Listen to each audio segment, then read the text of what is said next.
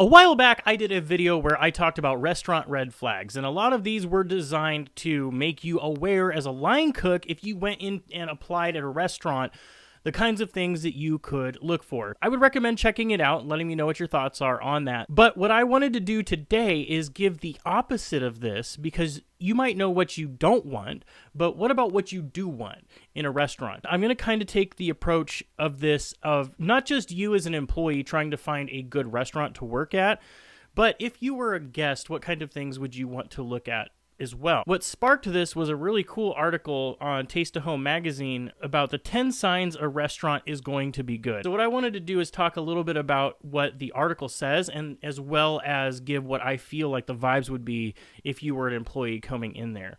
So the first sign is that the staff is happy. This can kind of be hard to judge in the sense that sometimes the servers are just faking it. They're not actually happy to see you. They're told that they need to smile at the table, that they need to be energetic and bubbly or whatever. Because of that, if it is blatantly obvious that everybody, it just feels like a fucking morgue in there, then you know that the vibes are going to be off on it. And that means that if their attitude is like that, there's probably a reason for it. This could be because of how they are managed or because of lots of toxicity or drama. And now a short disclaimer, just like I said in my red flag video, one of these things happening isn't indicative of a crappy restaurant or the best restaurant in the world. You have to take all of these into account and have kind of like a consensus of the data. What are other people saying? That kind of stuff. Just because people are unhappy that day, that doesn't mean anything. You don't know why they're unhappy. They could be unhappy because of something that happened in a family. Or, you know, maybe that particular day, someone is just, they woke up on the wrong side of the bed, whatever. You never know. But generally speaking, if you go in for an interview and the manager seems like they are upbeat, they're happy to see you, they're not kind of like just, fine, let's get this over with, interview. If you see servers walking around and they seem like they are, you know, generally in a good mood, whatever. Hear people laughing, that kind of shit. This is beneficial as an employee, as a potential employee, as a prospective employee, and as a customer, because this gives you a really good indication of what the service is going to be like, because not only does misery love company, but the attitude of the kitchen will rub off in everything they do. The food's going to suck a little bit more if you're in a shitty mood because you're not going to care as much. And the service is going to be just a little bit off because they don't care. They just want to go home. They're sick of being there. So the next green flag is you feel comfortable as soon as you walk in. Now, what they're generally talking about here is the ambiance of the restaurant, right? When you walk in, you don't see crap all over the floor. You don't see like the tables aren't sticky. The menus are nice. Everything's uniform. Some other things that you could look for if you're coming in for an interview, for example, there was one place I walked into, they had plastic plates, which I'm not going to judge. And you got to start with what you can. And not everybody has, you know, the money to spend on china when they first start out or whatever. But if the china or the plates or whatever, if that shit's obviously damaged, lots of them are chipped. The plastic has like a, like a veneer or whatever, and that's starting to like peel off, and the dishes just kind of look ugly, and things just seem like they're not very well taken care of. This kind of goes to my other video when I talked about the bathrooms being nasty. You walk in and the bathrooms, you know, have an odor to them or whatever, that kind of shit. So generally speaking, it needs to look like it is inviting to people, because if they aren't taking care of the front, they aren't taking care of the back, and they're probably not going to be taking care of you as a customer or as an employee. It shows that there's a lot of laziness as far as what the employees are concerned about. As an employee walking in here, it's not necessarily about feeling comfortable, but you want to see that there is this cohesive idea. The next green flag is the restaurant is nearly always full. There's always going to be downtimes. Monday and Tuesday are typically the slowest days of the week. But I'll give you two examples right now. Texas Roadhouse and Bubba's. They are disgustingly busy. I could bet money right now. I could walk into Texas Roadhouse on a Monday at 3 in the afternoon and there's going to be like a 15-minute wait. Like, it is ridiculous. Like, there are so many restaurants that would kill to have that level of business. Now, you can agree or disagree on whether the food is good or not, but the fact is they're doing something right, because they are busy when everybody else is slow. Are they busy during when you would consider to be off times? You walk in there for your interview on a Monday and it is 10 a.m. or it is 2:30 p.m. and you notice that there's a decent amount of people in there, it kind of actually looks like the place is popping a little bit, that's a good sign. It's a good sign. Number 4 in the article is the server can answer your questions. This is a really good green flag as a customer and as an employee. This shows menu knowledge, right? This shows that the person knows what's on the menu. They have a working knowledge of not just, oh, it comes with this, this, this, and this. They know why it comes with that. They know the kind of oil it's fried in. They know the potential allergens of the dish. They don't really have to go back and ask the kitchen. On the customer side, it just improves your quality of service. Now, on the employee side, how can we translate this into a green flag for somebody walking in for a job interview? This particular one would be kind of hard for a prospective employee to gauge.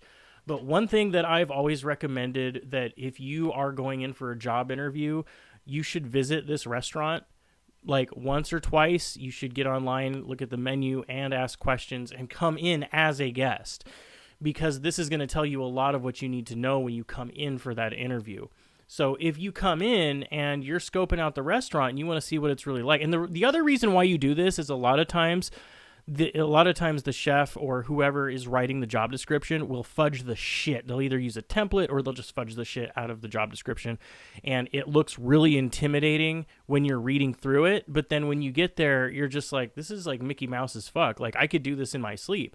But the job description made it sound like it was going to be this arduous, horrible, awful thing, right? So that's another reason why you go in and you kind of do some investigative work. You check out the menu and you talk to people, look on Glassdoor and that kind of stuff. The servers being knowledgeable is something that you'll have to experience as a customer, but if you are a prospective employee, what this will tell you is that the servers are actually pushed to learn the menu, because there hasn't been a restaurant that I've worked in where every single server is very knowledgeable about the menu, except when management pushes on the servers like, look, you need to know what the menu is. They do rollout meetings where they release new menu items and specials. They make the special. They have people try it. They explain what's in it, whatever. There was one restaurant I worked at that the servers, if you were a host, busser, dishwasher, or even a cook or anything, if you wanted to be a server, you had to take a written test on the menu, and you had to answer very specific, like, common questions that customers would ask, and you would have to be able to describe several dishes, and then they would interview you on the dishes, and you had to know what that was, or they wouldn't let you. Like, they would let you start out as a server, but then they would expect that within like 1 or 2 weeks' time, you would be able to answer these questions and be able to communicate that to the guests when they ask for them. A knowledgeable server isn't just like, oh, this server is good. It also shows the culture that management is trying to foster in the restaurant. Number 5 is they set expectations. From the customer perspective, setting expectations, if you hear a server say the words, I believe it's something, anything, and everything, the 3 things, those are supposed to be banned words, right? Something, anything, everything. And I'll explain why. If I walk up as a server and I say, is there anything else I can get for you? Let's just use steak, potatoes, asparagus, something easy. You have a sirloin, a baked potato, and asparagus. I see that you have used all of the toppings that was provided to you for your baked potato, and you still have half a potato left, and you're not really interested in eating that because you don't have any more toppings to put on it, and you don't want to eat a plain potato. Now, imagine the server comes up and just says, is there anything else I can get for you tonight? In your head, you're thinking no. But they look on the table, and they see this potato situation. Hey, how's it going? Do you want any more sour cream or chives? I could get you some cheddar cheese bacon or whatever you want to finish that potato off. Oh, yeah, I didn't even think about that. The customer comes, they sit down at the table. The server says, can I get you started with anything today? They haven't had a chance to look at the menu. They haven't been able to look at the drink menu. They don't know what they want yet. So the server comes in and they say, can I get you anything? Is there anything I can get for you or whatever? It's going to be no, because you're just like, give me water, I guess. I don't know. The server comes over and they say, hey, can I get you started with a beer or with orange juice, tea, coffee? And they make specific suggestions. Or they'll be like, I know you haven't had a chance to look at the appetizer menu yet, but I'll tell you right now, we just had these quesadillas, and they are killing it. Setting expectations for like, oh my God, like that was great. So imagine they come in, they do that, and they have an extensive menu knowledge. How would somebody set expectations for you as the employee? Maybe if the interviewing manager asks if you want a drink before you start the interview, if they introduce themselves, again, they have a positive attitude. If they genuinely seem interested in getting to know who you are as a person, a little bit more than just like sitting down with the paper and the job description and your resume or your application. Say you worked at Wendy's before coming there, and they ask you very pointed questions about Wendy's, but not in a probing, I want to see if they're good kind of way. But what did you think? What did you think about Wendy's? Like my daughter was working there, and she didn't seem to like it very much, but whatever, and they're just like having a conversation with you. This kind of sets the tone and the expectations of what to expect for the rest of the interview, and kind of gives you a vibe of like what this manager is like, what this manager is going to be like to work for. Because you got to remember, you're going to be working for this person. You're going to be working for this person and with those people. So if they have a shitty attitude and the manager seems like an asshole, fucking run, dude, If they are setting expectations, total green flag right there. So number 6 in the Taste of Home article is the menu changes frequently. I disagree with this. I think that a green flag for this is it doesn't matter if the menu changes frequently, seasonally, rotationally, or if it's a static menu. It doesn't matter. It doesn't matter if it's static, dynamic, any of that. Static, dynamic, seasonal, whatever. Sometimes the menu changing frequently could actually be a bad thing. And the reason why, customer or employee, because I'm talking to both people right now, customer, employee, you are going into a restaurant and the menu is changing all the time. One of the problems with this is a lack of consistency. It shows a lack of consistency. You come in one week, there's chicken parm on the menu. You love chicken parm. Oh my God, this was the greatest dish I've ever had. You go back next week for the chicken parm, and now it's meatloaf. Whatever the fuck. Probably not meatloaf, but you get the point. Like, you come in for the thing that you ordered last time, they don't have it. And then the next week, they don't have it. So a menu can definitely change too much. What an ideal balance is, what you're going to be looking for as a green flag, employee or customer, is you want to see that their menu doesn't have like 60 menu items. If you get a book handed to you with all of their menu items on it, that is actually a red flag, not a green flag. A menu that changes frequently isn't necessarily a good thing. It could show a lack of direction and a lack of consistency. Green flag number 7, the food is sourced locally. Now, in some instances, this can be a beige flag, especially if there's a lot of things that they're doing wrong. But generally speaking, this is a green flag. There's no instance that I've ever heard of the food being locally sourced from local greenhouses and local butchers has ever been a sign that you need to run away from that restaurant, right? At most, it's a beige flag. It's just like, that's just something that restaurants do. Sometimes they do it out of necessity. It's not always for the guest or food quality and things like that. So sometimes it's a beige flag, but most of the time, food being sourced locally is a green flag, and that is something that an employee, a potential employee, and a customer can both figure out with simply asking, do you locally source your products? But it definitely is a green flag in the sense that, like, if they are sourcing locally, that's like super badass, and it does say something about the restaurant. Number 8, I just talked about this. The menu is on the smaller side. This is 100% a green flag. I just talked about this. You would have to put these tips together. So the menu being on the smaller side and changing all the time could end up being a bad thing, but the menu being on a smaller side, 100%, it allows you to focus more on the few things you have to do instead of having 150 menu items. The servers don't know shit about the menu. The cooks don't know how to make half the shit on the menu.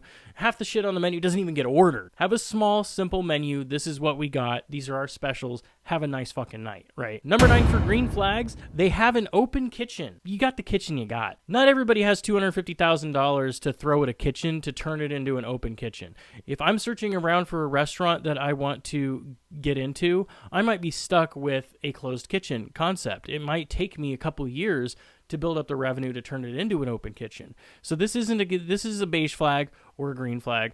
I will say that it is a lot harder for it. It is almost never a red flag. When you have an open kitchen, if nothing else, it puts some accountability on the cooks and managers to make sure at least where the guests are seeing is clean. If you are going in for an interview and you walk in and you see an open kitchen, it will then allow you to open the door to ask more questions, but it will definitely be a positive sign if you see something like this. Number 10, funny enough, the bathrooms are sparkling clean. You can find this out if you're going in for an interview. You can find this out if you're going in as a guest. It's really easy to do. You come in just a little bit before your interview. You go into the bathroom. You look around. You smell it. Look at the stuff. Does it look like it's nice and clean? And the reason why, I'm not going to make you go back and watch that video. I'll put it up here so you can if you want to. It's an older video, so there's a lot more kind of editing errors, and you'll be able to tell that it's an older video. But just if you're curious. But otherwise, the whole point of this is green flags for a restaurant, not red. So a red flag would be a dirty, shitty, nasty bathroom because the bathroom is customer facing. I'll say it over and over again. Bathroom is customer facing. If they do not have the wherewithal to take care of the things the guests are looking at, they are not taking care of the kitchen.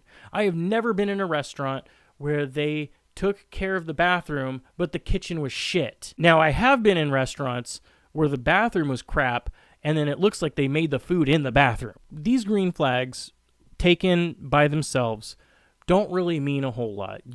I'm not saying it's impossible to have a clean bathroom and crap food. I'm not saying it's impossible to have a small menu and the few things on the menu are bad. This will help you with a preponderance of the evidence, with a taking everything into account. Between that, looking on Indeed or whatever, you're looking for a new restaurant. You know this restaurant is expensive. You can use these things as green flags to see, should I eat here or should I apply for a job here? Was there anything that I missed? Are there any green flags that you have? Any positive things about a restaurant, either that you've been to yourself or that you think belong in the restaurant as a positive thing? Let me know in the comments below. If you have any other future questions, whether you are a restaurant patron or you are trying to break into the restaurant industry, let me know about that as well. I'm in the comment section. I read them. I respond to them. I even make videos on them. I got my Threads account the second that Threads became available on the App Store. I don't have any followers, so follow me over there. That's going to be more food-oriented stuff, not so much employment. It's going to be like, here's some food that I'm making. It'll be some behind-the-scenes stuff on the progress that I'm making towards the restaurant and shit posting, honestly. It's just something casual, something fun. And I wanted to give a huge shout out to everybody that has voted for me for the Taste of Home chef thing. In order for me to reach 6th place, so I've beaten out competition now for the last 4 weeks straight. I'm now in the top 10. I am ranked 6. I have to be ranked in the top 5 in order to advance to the next level. And in order for me to have gotten there, it means that you all have been voting every single day in order to keep that position. And I'm going up against people who pay for voting. Unfortunately, you can give a free daily vote, but if you want to vote more than that, you can pay very easily and cast 25, 30 votes. So the fact that you guys have all been voting for me, it really means a lot. I don't know if it's free or not. I don't really care. I'm just grateful that you have been showing that gratitude, and I wanted to say thank you, but please continue to vote for me. Hopefully I can make it into the top 5. Otherwise, watch one of the videos that should have popped up by now. You guys have an awesome day, and I will see you on the next one. Peace.